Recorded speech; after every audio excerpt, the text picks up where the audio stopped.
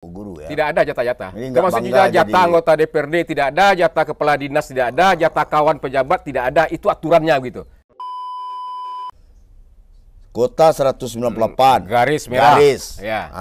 199. Apa enggak itu aja yang otomatis naik? Mengapa harus ada pendaftaran lagi? Nah, Ini yang itu menjadi dia tanda pertanyaannya. kutip saya. Itu dia pertanyaan. Jangan-jangan ini skema didesain sedemikian rupa untuk memasukkan para anak raja. Artinya itu.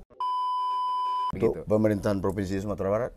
Nah itu serius dong, Pak Gub, Pak Kadis, mengelola pendidikan menengah kita ini. Jangan lagi ada niat-niat lainnya gitu, seperti informasi rekrut kepala sekolah berdasarkan kedekatan, berdasarkan afiliasi segala macamnya. Stop dong.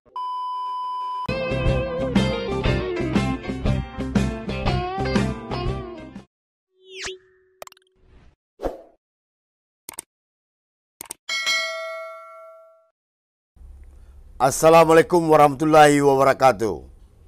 Kembali ngobrol pintar bareng Toat pagi menjelang siang ini di markasnya Kopi Pahit, tempatnya Pak Bos Hidayat, juga langsung dengan narasumbernya Pak Hidayat. Assalamualaikum Pak Hidayat. Waalaikumsalam, Om Toat. Pak Terima kasih. Hidayat adalah anggota DPRD yang bertugas saat ini di Komisi 5. Komisi 5 DPRD Sumatera Barat. Beliau Fraksi. dari fraksi Partai Gerindra. Siap. Kemarin dan ini menjadi topik kita, topik yang sangat mengharu biru sebenarnya ini. Ini persoalan kelanjutan hidup anak bangsa. Karena di Undang-Undang Dasar 45 itu adalah di pembukaannya mencerdaskan kehidupan bangsa itu adalah tugas negara. Dan salah satu yang menjadi hal yang kita bincangkan pagi ini dengan Pak Hidayat, semoga menjadi solusi bagi semua pihak, terutama bagi orang tua yang ingin melanjutkan sekolah putra-putrinya ke tingkatan yang lebih tinggi, baik SMP maupun SMA, tapi sesuai dengan kewenangan tentu ke SMA maupun SMK di Sumatera Barat. PPDB online, sistem zonasi,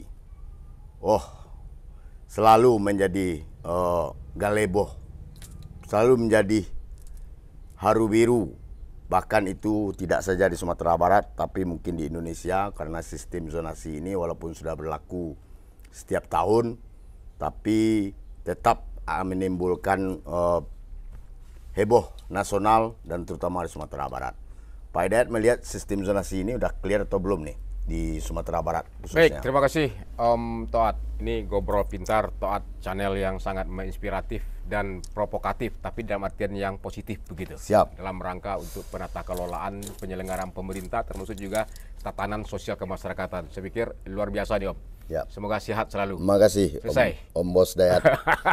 Pak Bos Hidayat namanya.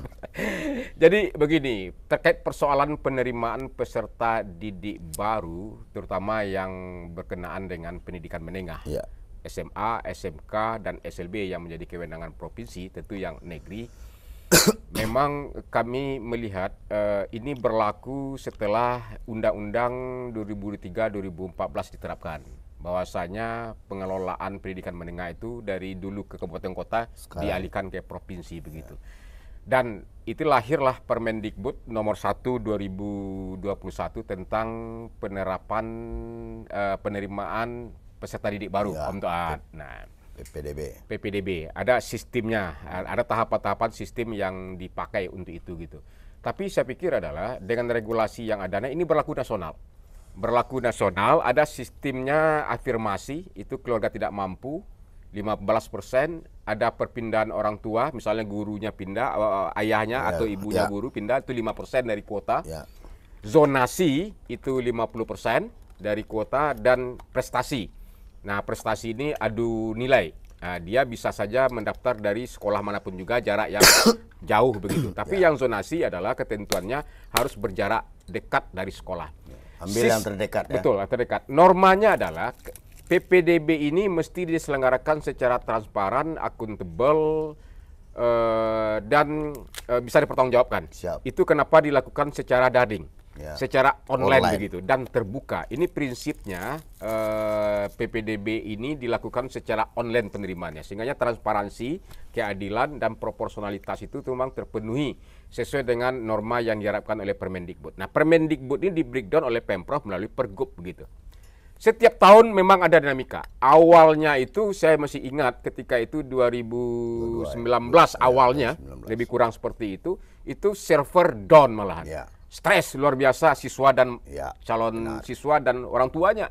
Mau masuk daftar, ini down server sampai 1 jam 2 jam. Terus juga ada kerjasama dengan pihak lain. Terus juga sekarang dia dihandle oleh Kominfo ya. Kominfo. Dan itu sudah mulai baik begitu. Namun sistem dan mekanismenya sedikit ada modifikasi, Om. 2023 ini yang menjadi persoalan bagi kita. Saya kaget juga ketika rapat perdana dengan Dinas Pendidikan Provinsi ketika agendanya adalah tentang pertanggungjawaban pelaksanaan APBD 2022. Ternyata sistem zonasi yang diterapkan oleh Dinas Pendidikan Provinsi Sumatera Barat berbasis kelurahan. Kalau berbasis kelurahan ini, itu namanya rayonisasi. Sementara aturannya mengatakan zonasi jarak terdekat yang ditarik dari domisili tempat siswa berada ke sekolahnya. Itu berbasis Google Map misalnya seperti itu ya. Dan itu mesti diverifikasi dan tidak bisa dimain-mainkan. Itu tarik lurus dia begitu. Nah, tapi kalau seandainya pendekatan berbasis kelurahan, ada kejadian, banyak laporan sama saya dan juga ini, dia domisili di Kota Baru, Lubek. Nah, di kawasan Lubek, Kota Baru itu hanya 2 SMA yang dekat. Pertama SMA 4 dan SMA 6 Padang.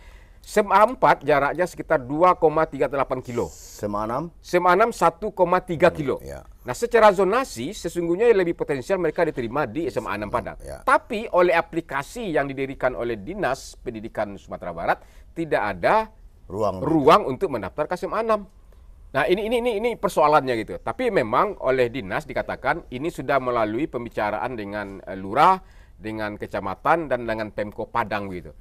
Khusus Padang memang dilema, Om Tuan. Karena memang SMA kita itu dulunya dibangun bukan berdasarkan jarak wilayah, tapi adalah ketersediaan lahan yang bisa dibangun oleh pemerintah daerah begitu. Sehingganya memang SMA 4 misalnya itu daerah kawasan yang padat sekali. Kotanya 300-an lebih, sementara yang mendaftar itu bisa 800 orang. Jelas tidak bisa ditampung. Setiap tahun saya punya datanya, jumlah tamatan SMP Sanawiyah yang ada di Sumatera Barat dengan daya tampung SMA, SMK dan SLB negeri itu sekitar 8.000-an kiranya yang tidak tertampung.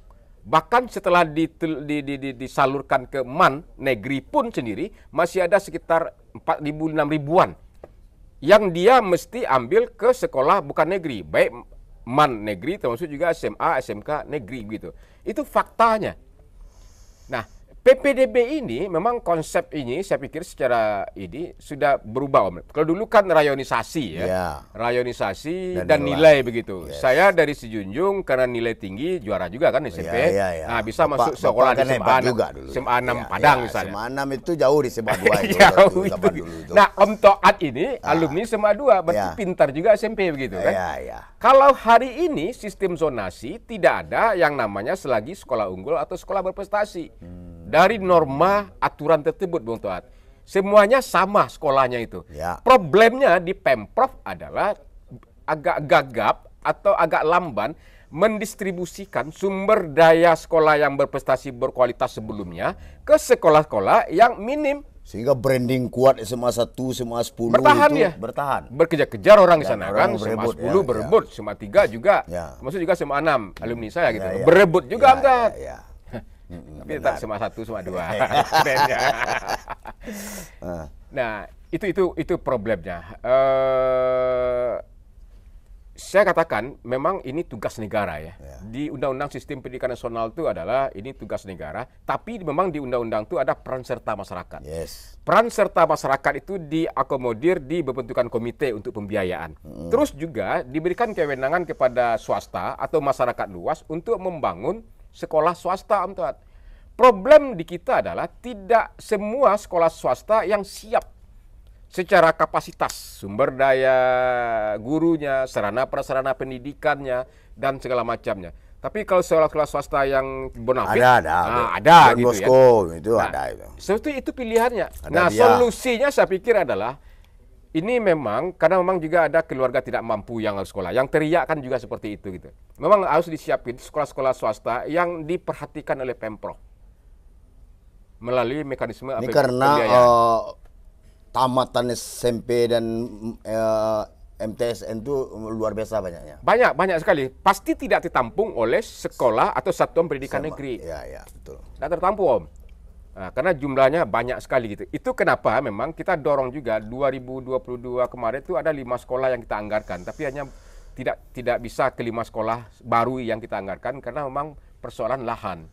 Ketersediaan lahan di aturan di Kementerian Pendidikan dan Kebudayaan itu minimal lahan itu 2 hektar, Om Tuan. Nah, kenapa 2 hektar? Ada lokal, ada sarana prasarana olahraga, sarana pendidikan, sarana ibadah, termasuk juga fasilitas MCK misalnya kan, labor, ruang-ruang untuk praktek, perpustakaan. Jadi dibutuhkan 2 hektar. Rata-rata kita 2 hektar itu susah mencari satu kapling. Yes. Apalagi di Sumatera Barat begitu. Nah, ada pemikiran kami ketika itu mendorong bagaimana sekolah-sekolah yang mungkin padat di sekitarnya itu penambahan lokal itu ke atas. Ya. Jadi tingkat 2 atau tingkat 3 begitu. Adakah APBD uang kita? Ada. Yang penting niat nawa itu political will yang kuat dari gubernur untuk menata dan membangun pendidikan. Ingat Om Tat, investasi yang utama agar bangsa dan negara ini berdiri tegak ke depan sejajar dengan negara-negara maju, tidak ada jalan lain di sektor pendidikan. Dibangun infrastruktur besar-besar, dibangun masjid banyak-banyak, tapi sumber daya manusianya, karakteritasnya, kapasitasnya tidak mumpuni, saya pikir dia akan rohnya akan kosong juga begitu. Pendidikan prioritas. Menarik dari regulasi tadi Pak Dayat, ada 3 jalur, afirmasi, prestasi, dan zonasi. Ya kan? Tapi tapi memiriskan itu berarti tidak ada jatah guru, anak kepala sekolah. Nggak ada ya? Nggak ada. Aturannya tidak ada. Yang ada itu hanya perpindahan. Gurunya pindah ke mana, itu 5% dari 5%. kuota gitu. Oh, itu ya ada. Berarti 5% itu perpindahan, tidak jatah guru. Guru ya. Tidak ada jatah-jatah. Ini Termasuk juga jatah anggota DPRD tidak ada, jatah kepala dinas tidak ada, jatah kawan pejabat tidak ada. Itu aturannya gitu. Pedis itu namanya. Jadi konsep sarami-rami pasa anak rajo lalu saja dalam konteks ini tidak bisa Om Tuan. Kalau ingin menata pendidikan kita begitu.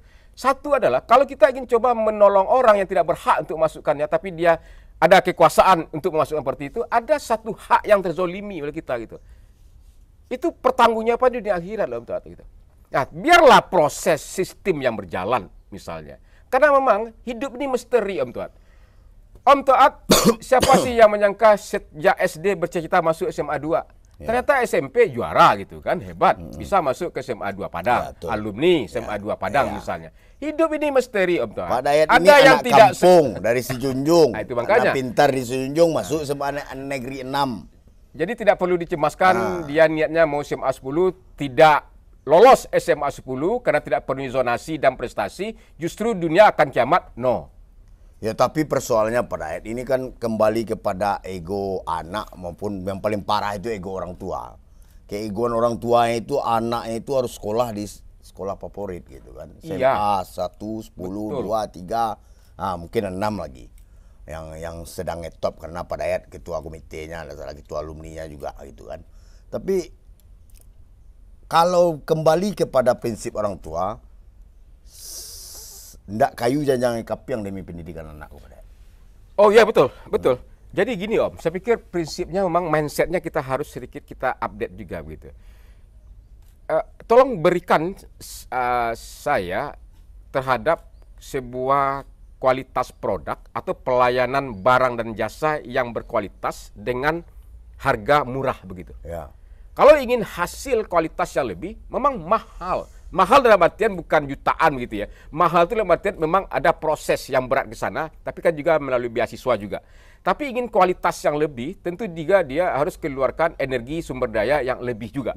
Itu prinsipnya begitu. Di Yale University, Oxford apa namanya, Yale University, negara-negara yang itu kan syarat Harvard. Masuknya kan susah, biayanya kan juga mahal. Tapi setelah lolos di sana jadi. Kayak misalnya kan intelektualnya oke lah macamnya, atau termasuk juga naik BINUS atau perguruan tingginya, atau UNAN misalnya seperti itu, atau ITB. Alumni-alumni itu jadi dia barang. Nah, tapi sekarang ini kan berangkat dari semangat dari aturan yang dibuat di pusat itu, tidak ada sekolah unggul, kan gitu kan? Ya. Dan akan menjadi PR besar bagi seluruh pemerintah provinsi, terutama di Sumatera Barat, membangun sekolah unggul hampir di seluruh SMA yang menjadi kewenangannya. Ya.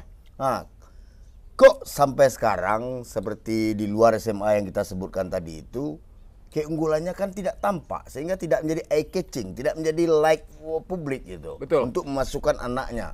Betul. Sementara di sisi lain, betul, ada berapa SMA yang dibuat oleh APBD Sumatera Barat dulu, ternyata hebat-hebat.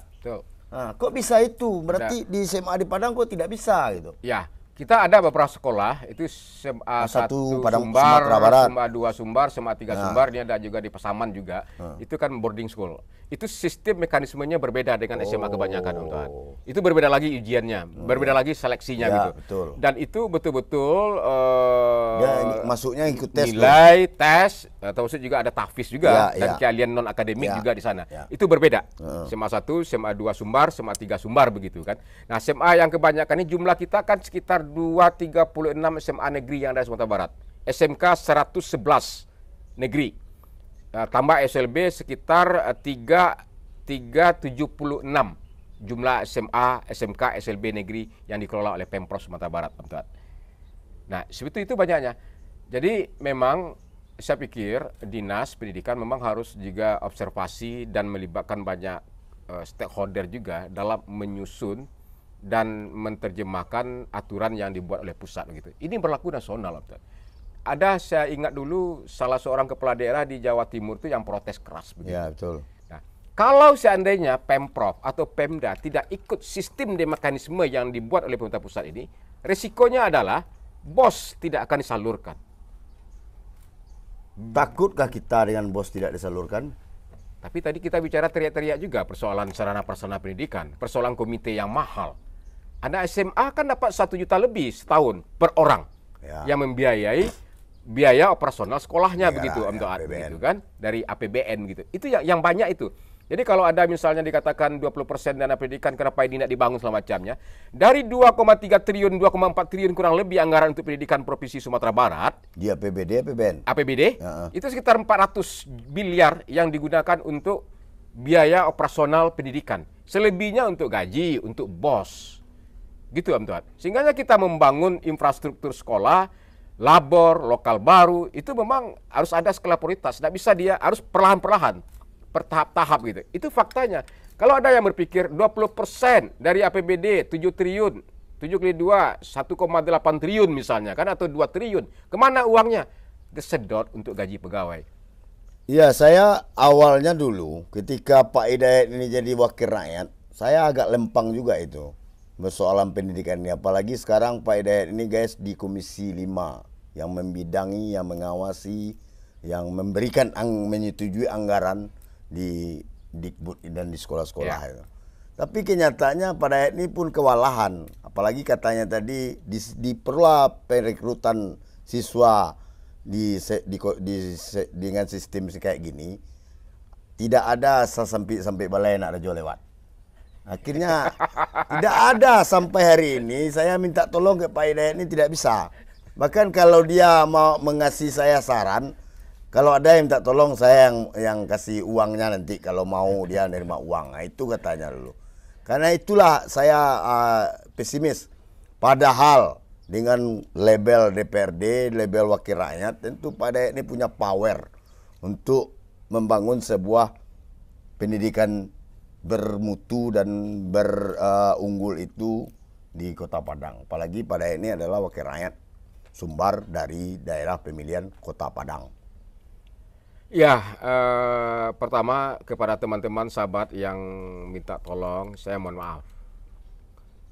Tidak bisa. Tahu karena gubernurnya tidak Gerindra ya? Tidak ada kaitan dengan situ. Saya memahami sistem dan mekanisme PPDB, Om Tuan. Dan saya memahami roh norma Permendikbud terkait persoalan PPDB ini begitu. Ketika kita membantu seseorang, ada hak orang lain yang lebih berhak yang kita amputasi, Om Tat. Hidup ini misteri, Om Tat. Iya. Hidup ini misteri begitu. Tapi yang kita minta adalah sosialisasi yang masif dan terstruktur mesti dilakukan oleh Dinas Pendidikan. Hari ini tanggal 4 sampai tanggal 8 Juli 2023 ada lagi pendaftaran baru yang dibuka oleh Dinas Pendidikan mengenai pemenuhan kuota. Pertanyaannya adalah SMA-SMA mana yang kuotanya berkurang? Berapa jumlahnya? Bagaimana sistem dan mekanismenya? Kan itu harus ada keterbukaan sosialisasi yang transparan seperti itu, Om Toat begitu. Informasi yang saya peroleh khusus untuk Kota Padang yang kurang kuota itu hanya SMA 15. 4 orang siswa pula yang kurang. Pertanyaannya adalah kalau 4 orang mengacu kepada Permendikbud itu boleh disalurkan dari SMA yang melebihi dari kuota. Kuotanya 400, yang daftar 450, dia masukkan ke SMA 5. Pertanyaan saya, kenapa dibuka lagi pendaftaran untuk pemenuhan kuota 4 hari? Nah, ini harus ada kepastian hukum dan jaminan keadilan yang harus disampaikan oleh Dinas Pendidikan agar proses penambahan kuota ini betul-betul berkeadilan, transparan, dan akuntabel, Om Tat. Ya, saya sepakat dengan itu, Pak Dayat. Jadi penambahan kuota ini kan sistemnya pendaftaran yang lolos zonasi, melakukan pendaftaran. Ya. Lalu nanti diteli atau diakumulasi lah oleh Dignas dalam sebuah rapat. Kemudian dicari ada sekolah yang tidak ada yang mendaftar. Kemudian itu kan tidak mencukupi kuotanya. Ya. Nah, di saat itu diumumkan nanti mungkin Betul. nih saya nggak tahu juga ini gitu. atau kong kalingkong nanti nggak tahu saya itu yang jelas dibuka lah pendaftaran baru. Sementara di zonasi yang sekarang ini di sistem yang terkomputerized itu kan udah jelas tuh. Kuota 198 garis merah. Ya. 199 apa enggak itu aja yang otomatis naik. Mengapa harus ada pendaftaran lagi? Nah, ini yang itu dia pertanyaannya. saya. Itu dia pertanyaan. Jangan-jangan ini skema didesain sedemikian rupa untuk memasukkan para anak raja. Artinya itu sistem yang Pak Dayat bilang tadi ini tidak bisa kita hidup ini adalah misteri, kata Pak Dayat. Ternyata dengan sistem yang sedemikian rapi dibangun untuk melewatkan anak raja sesempit balai tadi. Itu pertanyaan besarnya. Betul juga dan itu tanggung jawab Pak Dayat sebagai wakil rakyat untuk mengawasinya kan gitu. Betul. Kapan perlu Pak Dayat gebrak meja gitu ketika rapat dengan Dignas. Kenapa harus ada penambahan kuota baru, pemenuhan kuota yang dibuka dari tanggal 4 sampai 8 Juli. Why ya? Kenapa tidak yang pendaftar jalur zonasi yang tidak lulus saja yang menjadi diangkat untuk memenuhi kuota yang berkurang? Ya ada apa juga nih? Ini ada apa nih? Ini anggota dewan ini harus ngomong, harus bongkar meja, bongkar meja, gebrak meja. Kapan perlu lepas? Halo, anggota dewan, gebrak meja dong. Lepas label dewan itu, Pak. Ya. Lepas sih, ditanggalkan ini. Tanggalkan tidak terima honor. Nah ini pendidikan itu hak anak bangsa, Pak. Ya, betul. Itu sudah dijelaskan di Undang-Undang Sistem Pendidikan Nasional itu jelas. Undang-Undang 45 itu kata mati itu mencerdaskan kehidupan bangsa. Itu gunanya Indonesia ini merdeka. Dan Pak Dayat bilang lagi, tiang pendidikan itu adalah untuk menjadikan Indonesia ini sejajar dengan bangsa-bangsa yang maju lainnya. Nah itu. Ya. Kalau ke sistem kayak gini, di dalam sistem yang baik ada sistem yang dikongkal-kongkan gimana itu? Jadi gini Om, saya pikir sistemnya sudah begitu rapi dan optimal mengatur. Hukum harus seiring dengan moral. Om. Siap. Moral itu adalah kejujuran, kebenaran, dan keadilan. Ya. Ketika ketiga ini terlabrak, hukum atau sistem yang terbangun itu akan percuma, akan hancur lebur dia begitu. Nah ini yang menjadi perjuangan kita. Di negara-negara maju saya pikir yang teruji, mereka kualitas sumber daya manusianya teruji, saya pikir untuk antri saja mereka ketika datang terakhir dia antri dong. Nggak bisa dia langsung, nggak bisa dia tidak terkenal dengan sila anak rajo di situ. Begitu loh Om Tuan. Saya kira pemirsa dan terutama Pak Gubernur dan Pak Kadis, apa yang diucapkan Pak Dayat ini adalah mewakili hak publik tentang pendidikan itu. Jadi mohon ini disimak atau dilakukan pengawasan oleh Bapak Gubernur terkait penerimaan siswa ini. Jangan lihat yang mengungkapkannya ini Pak Hidayat, seorang tokoh yang terkenal dengan singa parlemen di DPRD Sumbar ini. Ini yang saya inginkan sebenarnya dari Ngopi Toat pagi ini. Ya, mungkin ada tawaran solusi mungkin ke depan sebagai evaluasi Om Toat. Yang pertama adalah untuk pemenuhan jumlah rombel. Rombel ini kan rombongan belajar ini maksimal itu 36. 3 angkatan, kelas 10, 11, 12. Satu angkatan itu maksimal 12 rombongan belajar. Rata-rata SMK kita belum ada angka maksimal seperti itu karena kekurangan lokal. Rata-rata bagi sekolah kadang-kadang dia minta kepada komite dan itu uang pungutan komite itu kadang-kadang mahal ya. Kalau di sistem undang-undang satu lokal itu berapa siswa? 34 maksimal, 32 34. Zaman saya sampai 45 satu sekolah. Karena memang ada sistemnya. Kalau semakin banyak dia proses belajar mengajar itu dinilai tidak efektif gitu. Jadi Om Toat harus diingat di Permendikbud itu mengatakan tidak boleh ada penambahan rombel. Kalaupun ada penambahan rombel harus lapor ke Kementerian dan Dikbud untuk bisa masuk di data pokok pendidikan, Dinas Pendidikan dan Kebudayaan. Itu juga untuk dana BOS segala macamnya kan. Harus terdaftar di Dapodik. Berapa tambahan lokal baru, berapa jumlah siswa per lokal. Nah, ikut peluang tidak ada istilah beli kursi atau jual kursi. Nah, gini Pak Dayat. Karena penambahan jumlah. Saya kira kembali ke komunikasi. Kalau untuk masyarakat luas ini, keinginan masyarakat ini, apapun harus ditempuh sebenarnya Pak Dayat. Kalau mau membuka ruang lokal baru harus melapor ke Dikbud. Ini tanggung jawab siapa ini yang melobi ke Dikbud? Dinas Pendidikan dong. Dinas Pendidikan dong, Toat. Nah, solusi ke depan saya pikir memang alokasi APBD bagaimana sekolah-sekolah yang ada di Padang ini kita tambah lokal. Kalau seandainya lahannya berkurang, naikkan jadi 1 tingkat, 2 tingkat, 3 tingkat Om gitu. Itu bisa. Kita punya duit. Persoalan political will dari pemerintah daerah saja bersama-sama kita gitu. SMA 1 itu bisa menjadi 8 tingkat atau 4 tingkat. Itu SMA 1, saya pernah ke sana. Di ruangan lantai 2 itu gunakan seperti kayak sebelumnya gudang begitu kan. Disulap menjadi lokal. 2 lokal tuh SMA 1 loh gitu. Nah, artinya apa? Masuk diizinkan oleh Dignas. Dignas. Ini kan juga ada SMA murni ketika itu mau transfer kan. Karena memang SMA murni itu memang ada collab lagi, bukan ya, tidak lagi menyelenggarakan.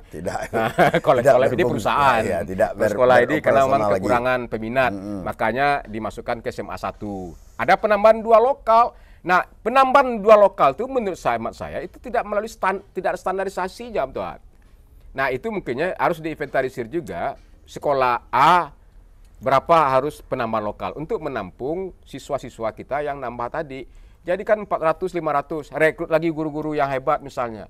Dan guru-guru honor itu jangan sampai lagi direkrut oleh kepala sekolah, tapi ada standarisasinya oleh Dinas Pendidikan. Ini kualitas pendidikan itu Om Toat berkaitan 3 komponen besar. Yang pertama itu adalah sarana prasarana pendidikan, yang kedua adalah guru, tenaga pendidikan dan non kependidikan. Kalau guru-gurunya tidak capable, ya kan? Tidak tercapai juga tujuan pendidikan nasional. Yang ketiga itu baru kurikulum dia. Nah, kurikulum. 3 ini tidak bisa dia dilepaskan. Satu kesatuan yang utuh dalam mewujudkan tujuan pendidikan nasional menciptakan sumber daya manusia yang tangguh, bertakwa kepada Tuhan Yang Maha Esa, yang berdisiplin, mandiri, berpancasilais, berdaya saing, bertanggung jawab. Kan itu tujuan pendidikan nasional. Ya betul. Nah, jadi yang paling intinya hati-hati juga, jangan sampai ini adalah skema untuk penambahan pemenuhan kuota ini untuk meloloskan anak rajo. Ya, saya berpikiran kayak gitu. Atau dibuka aja anak rajo yang mana kan? Kalau Pak Dayat ngomong kayak gitu sebagai wakil rakyat, saya sangat bangga bahkan angkat topi dengan persoalan itu. Keintegritasan Pak Dayat soal ini sudah teruji.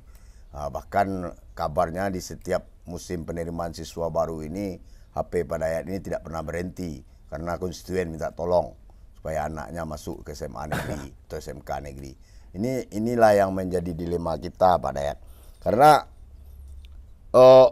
itu tadi selain ego keinginan orang tua menyekolahkan anaknya di sekolah yang sangat yang unggul atau favorit itu, juga si siswa ini Pak Dayat.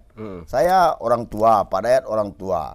Saya merasakan itu bagaimana seorang siswa SMP ketika keinginannya masuk ke sebuah SMA favorit dengan nilai yang cukup lah, bisalah diterima kalau harusnya, tapi terdepak oleh zonasi. Om Toat, saya pengalaman pribadi anak kandung saya. Si anak ini akhirnya memenung atau mengurung diri di kamar, Pak Dayat. Ya. Ini itu tidak boleh. psikologis yang luar biasa ini, Pak Dayat. Saya rasakan itu getaran seperti itu, Om Toat. Tapi pengalaman pribadi saya, anak kandung saya yang saya desain, dia maunya ke SMA 2, SMA 1, Ya. akhirnya tidak lolos dan zonasi pun juga harus pakai suket ketika itu, Ya. 2019, dia masuk ke SMA banyak. Di atas SMA 10, SMA 12 Padang tepatnya begitu, Om Toat itu. Oh, Yang di jaraknya hanya Nanggalo itu 700 ya? meter Ya, di begitu kan. Nanggalo. Nah, sebagai anggota apa namanya, masa tidak bisa masuk ini seperti itu ya, tapi faktanya seperti itu. Dan anak yang kedua saya jalur prestasi lewat dia dengan SMA yang dia minati gitu, Om Toat begitu. Itu yang saya katakan Ya, seperti itu gitu, bagi Pak Dayat yang bisa memberikan kepada anaknya, memotivasi atau apa. Tapi bagi yang lain, saya setiap orang melapor meminta tolong ke saya, dia bilang anak kalau menenangi itu baca lega. Ini yang membuat saya sabak dibuatnya, Pak Dayat. Informasi di dinas juga teman-teman KB itu udah bingung, Pak. Tak ampun dia. Dan juta ada masuk SMS, telepon segala macamnya. Dikatakannya sombong, dikatakannya tidak respon, dikatakannya marah-marah, dimarah-marahi juga, dihardi juga. Saya pikir sedih juga sih. Itu sekaliber pejabat eselon 3 begitu kan, merasakan menjual transfer dia. Iya. Saya katakan ikuti aja sistemnya, sampaikan seperti itu. Persoalannya memang jangan-jangan ini ya harus ada komunikasi yang jelas dan tegas dari gubernur dan kadisnya. Sistemnya ini kami tidak akan neko-neko, termasuk walaupun dia anak kandung saya sendiri. Itu keluar dari gubernur, dari wakil gubernur, dari DPRD, dari kadis. Itu hendaknya, Om Toat. Itu yang akan mentransfer karakter atau budaya kepada masyarakat. Tidak mungkin minta tolong ya Pak Toiko ya. Gubernur saja meritua, tidak akan menolong siapapun juga. Biarkan sistemnya berjalan. Berani enggak itu hari ini? Itu yang kita minta, Om Toat. Hei masyarakatku, kata kepala dinas atau gubernur macamnya. PPDB dibuka, ini sistemnya. Saya garansi, jangankan orang lain, anak kandung saya harus ikut sistem. Kalau seandainya tidak memenuhi syarat, jangan dibantu. Hei kadis pendidikan, itu harus keluar dari mulut seorang gubernur. Dalam rangka apa, Om Toat? Ini edukasi hukum. Agar berkeadilan. Kebenaran itu harus tegak, Om Toat, di situ. Pertanyaannya, berani enggak saudara gubernur? Berani nak wakil gubernur ngomong seperti itu? Atau kepala dinasnya? Itu baru keren, Om Toat. Baru keren. Nah, kompetisi sehat itu berjalan dia. Nah, tambah lagi supportingnya para pejabat publik atau public figure di negeri ini, bahwa ketika anaknya SMP genjot prestasi Itu supaya SMA bebas kemana saja jalurnya. Itu dia. Betul. Kan tuh kan? Itu dia lah. Tapi kan tidak mungkin seluruh anak SMP itu akan punya NEM di atas 95 ke atas semuanya, Pak Dayat. Ini ada zonasi. Saya zonasi ini saya sampai sekarang antara percaya atau tidak nih, Pak Dayat. Karena saya lihat itu SMP 1 misalnya. Ya. Itu udah penuh oleh anak-anak di belakang pasar, anak-anak di seberang SMP 1 itu. Tapi kalau pulang sekolah, mobil antri nyebut anaknya. Ini apa ini itu saya? Ya. Om Toat, persoalan kakak bodong, surat keterangan bodong. Saya berharap ini ada proses hukum. Misalnya dia kan aturannya memang minimal dengan jarak yang dekat dengan sekolah itu 1 tahun, dibuktikan oleh kakak. Ya kadang-kadang kok paibo lo pada sebagai pes aku paibo lo dapet seorang misalnya anak ini kakaknya bodong lalu kita explore. Kalau orang tuanya nggak masalah, tapi psikis anaknya ini diberitakan ini ada anak si A ke sekolah sama 1 ternyata kakak bodong. Ini kan psikis si anak juga, Pak. Ini persoalan mental dan karakter, Tuan. Itu. Dan memang kita harus keluar dari tradisi yang seperti itu, pilihannya itu. Atau kita harus merawat tradisi. Betapa indah zaman kita dulu, Pak Dayat. Kita tamat SMP, buka pendaftaran SMA, kita ke sekolah tanpa diantar orang tua. Pendaftar kita sendiri. Nah, begitu pun juga zonasi ini. Anak pasar pagi yang dekat dengan SMA 2, dia berasal dari keluarga tidak mampu, nilainya rata-rata misalnya, hanya bermimpi bisa masuk ke SMA 2 Padang. Hari ini, karena zonasi 500 meter, bisa dia, Om Tuan. Hebat juga. Di mana, bro? SMA 2 Padang, SMA 1 misalnya kan. Nah, rumah di belakang itu. Nah, kemudian ada satu lagi PR Pak Dayat untuk mengendos mungkin. Kebetulan Pak Dayat ini kan dapilnya Kota Padang.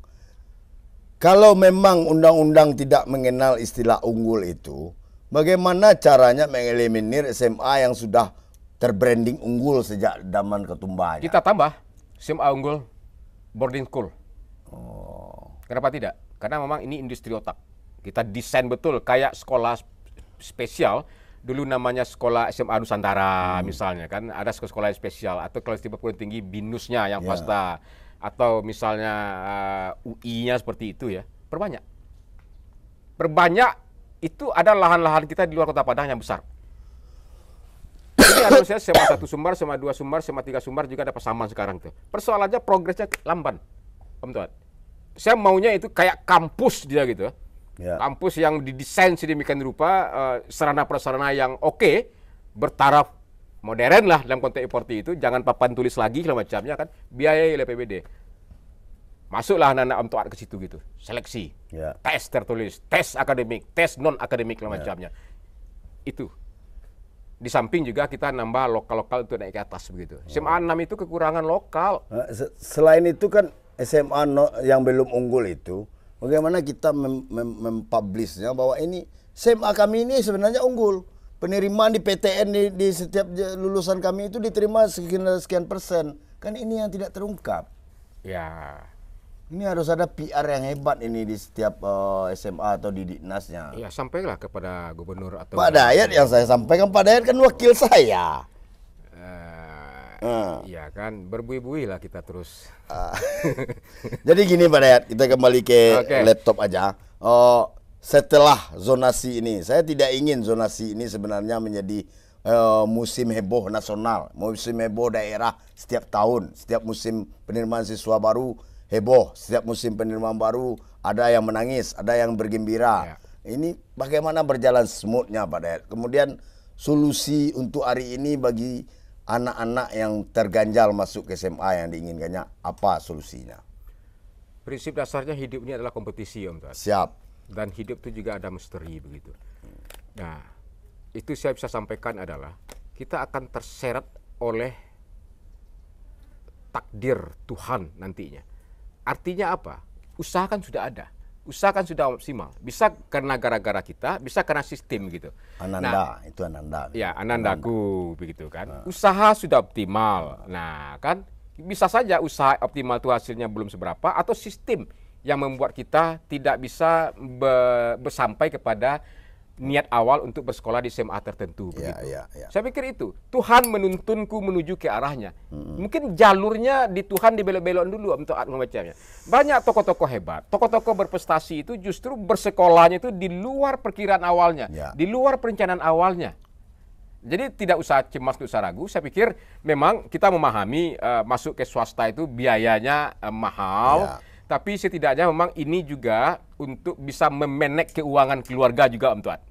Sama juga persoalan perkawinan tadi nih. Kalau seandainya dia mau hamil suami istrinya, tentu juga dipersiapkan biaya untuk persalinan segala macamnya. Begitu juga kalau orang dulu mengatakan kita harus tabung untuk biaya pendidikan anak, kita harus tabung dari penghasilan sekian persen untuk pendidikan anak segala macamnya. Setidaknya itu yang ininya. Jangan hanya menghempaskan badan ini ke alam yang bergejolak ombaknya sedemikian rupa, akhirnya kita tidak jelas saja terombak-ambing seperti itu. Harus hidup, harus dirancang. Hidup mau apa harus didesain, Om Tuan. Harus didesain. Gagal pada satu titik, improvisasi ke titik yang lain. Tidak ada masalah dalam konteks seperti itu begitu. Tapi memang negara ini memang betul-betul belum siap memfasilitasi seluruh anak bangsa bersekolah di SMA, SMK negeri. Itu faktanya. Masih membuka peluang bagi komite untuk iuran siswa. Saya ingin katakan sekolah memang berbiaya. Kalau Pak Prabowo mengatakan kalau tidak bisa gratis murahkan. Kalau tidak bisa gratis murahkan biaya pendidikan di Om Toat gitu. Tapi seleksinya betul-betul selektif. Maka akan lahirlah sumber-sumber daya manusia yang unggul dan tangguh. Itu syaratnya. Ekosistem akan terbangun lebih modern.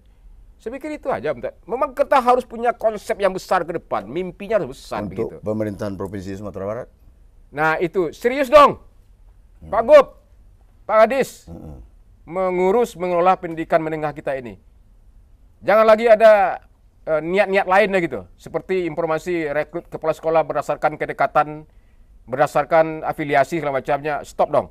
Ini sama-sama kita tanggalkan bendera kita gunakan semua potensi dan akses politik yang ada di DPRD misalnya, seluruh partai politik untuk menghebatkan pendidikan menengah di Sumatera Barat. Top. Mantap Pak Dayat. Saya rasa tidak perlu closing statement karena solusi itu adalah menjadi closing statement dari Pak Hidayat sebagai wakil rakyat di Komisi 5 DPRD Sumbar dari fraksi Partai Gerindra. Baik untuk siswa sendiri maupun orang tua maupun bagi pemerintah yang mempunyai kewenangan mengelola pendidikan ini, semuanya sudah ditumpahkan dalam ngobrol pintar bareng Toat. Kita akhiri ngopi Toat siang ini. Bila taufik hidayah. Assalamualaikum warahmatullahi wabarakatuh. Waalaikumsalam warahmatullahi wabarakatuh. Mantap.